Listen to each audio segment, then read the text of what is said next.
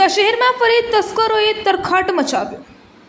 પવિત્ર શ્રાવણ માસમાં બે શિવ મંદિરોને તસ્કરોએ નિશાન બનાવતા શિવ ભક્તોમાં ભારે આક્રોશ। પોલીસની નાઇટ પેટ્રોલિંગ પર ઉઠાવ્યા સવાલ।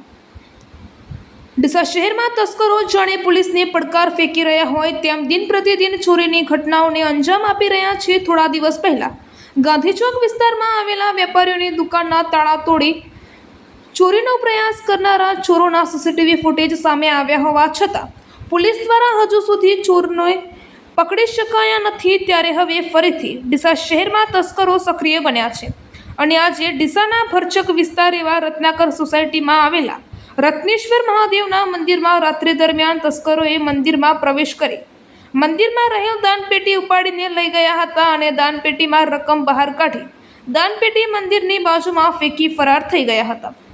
ઘટનાના પગલે રત્નાકર સોસાયટીના રહીશો સવારે મંદિરમાં દર્શન કરવા આવ્યા ત્યારે ખબર પડતા દક્ષિણ પોલીસને જાણ કરાતા દક્ષિણ પોલીસે ઘટના સ્થળે પહોંચી વધુ તપાસ હાથ ધરી હતી।